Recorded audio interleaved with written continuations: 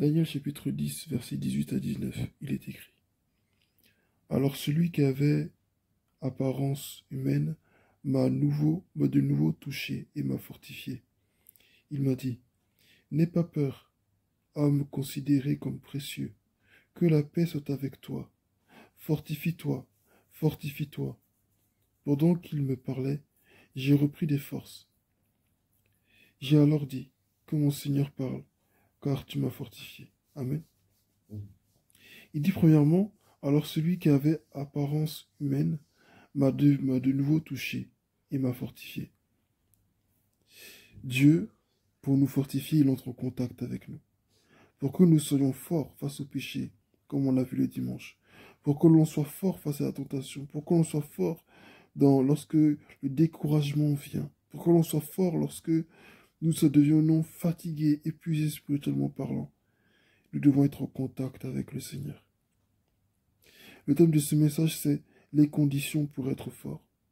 La présence de Dieu nous rend forts. Si nous ne sommes pas dans la présence de Dieu, si nous ne prions pas, si nous n'avons pas contact avec sa parole, nous ne serons pas forts. Il dit, celui qui avait apparence humaine m'a de nouveau touché et m'a fortifié. La présence de Dieu nous fortifie. Le contact avec le Saint-Esprit nous fortifie. Il dit ensuite au verset 19, il m'a dit, n'aie pas peur, homme considéré comme précieux, que la paix soit avec toi. Fortifie-toi, fortifie-toi. Nous avons un rôle dans notre force à jouer. Amen. Pour être fort, nous devons savoir que nous sommes responsables. Nous avons notre part à jouer. Qu'est-ce qui nous rend faibles? Qu'est-ce qui fait que nous n'arrivons pas à prier? Souvent, nous le savons. Lorsque nous regardons des choses qu'il ne faut pas regarder. Lorsque des fois, nous parlons avec des personnes dont il ne faut pas parler. Et des fois, ce n'est pas le sujet, des fois, le problème. Mais c'est les personnes avec lesquelles on parle. Nous sommes en contact avec des gens avec qui on ne devrait pas être en contact. Et Dieu n'aime pas ça. Des fois, nous avons l'impression que Dieu en fait trop. Que c'est trop. Mais Seigneur, tu m'interdis trop de choses. Mais Dieu nous interdit ce qui est mauvais pour nous. Et c'est ça l'amour de Dieu. L'amour de Dieu, c'est pas juste Jésus est venu mourir sur la croix pour nous et puis basta. Non, l'amour de Dieu, c'est aussi l'autorité de Dieu. L'amour de Dieu, c'est aussi la sévérité de Dieu. L'amour de Dieu, c'est la bienveillance de Dieu. L'amour de Dieu, c'est le conseil de Dieu. L'amour de Dieu, c'est la rigidité, parfois même, de Dieu. C'est parfois même la violence de Dieu. Parce que Dieu, des fois aussi, sait se montrer très rigoureux, très strict avec ceux qu'il a choisis. Dieu nous considère comme précieux. Il dit, n'aie pas peur, homme considéré comme précieux. Nous avons de la valeur, du prix aux yeux de Dieu. Voilà pourquoi nous devons estimer cette valeur-là. Nous devons reconnaître la valeur que nous avons aux yeux de Dieu en comprenant que nous avons un rôle à jouer. Quand tu te montres responsable de toi-même, tu es en train de montrer que tu as de la valeur. Mais quand tu te montres irresponsable, que tu fais des choses qui te détruisent, qui te mènent loin de Dieu, tu te montres irresponsable parce que tu n'entretiens pas ce que Dieu t'a donné. S'il y a un don que Dieu nous a donné, qu'on doit le plus entretenir au monde, bien sûr, tous les dons méritent d'être entretenus, mais c'est la vie. Et si nous n'entretenons pas ce que Dieu nous a donné, si nous ne nous montrons pas responsables de ce que, vis-à-vis de ce que Dieu a mis en nous, vis-à-vis de cette force en question,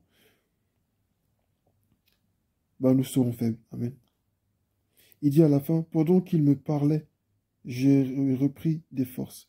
J'ai alors dit, que mon Seigneur parle, car tu m'as fortifié.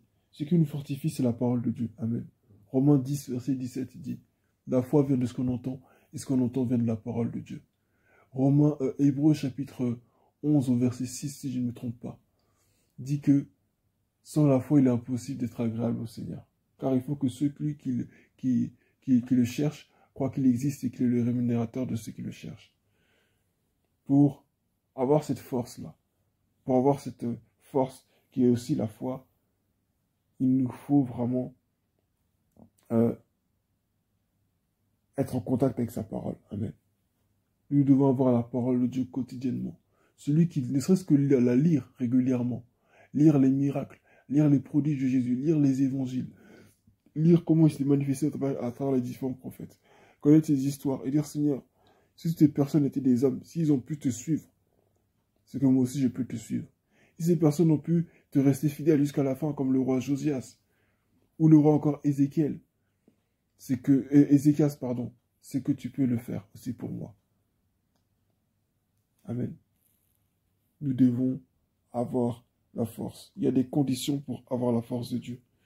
Mais nous ne pouvons pas rester forts. Nous ne pouvons pas demeurer dans la présence de Dieu, demeurer fort face à la tentation, demeurer fort face au péché, demeurer fort face à nos faiblesses passées, si nous ne sommes pas dans la présence de Dieu, si nous ne nous montrons pas responsables, et si nous ne sommes pas en contact avec sa parole. C'était les 3 points. Les 3 points importants, il n'y a pas que ça, il y en a beaucoup d'autres. Mais les 3 points, j'ai dit, c'est d'abord être en contact avec Dieu, être dans sa présence. Deuxièmement, nous montrer responsables. Troisièmement, être à son contact, mais toujours, encore une fois, la parole de Dieu. Amen. Que le nom du Seigneur soit béni.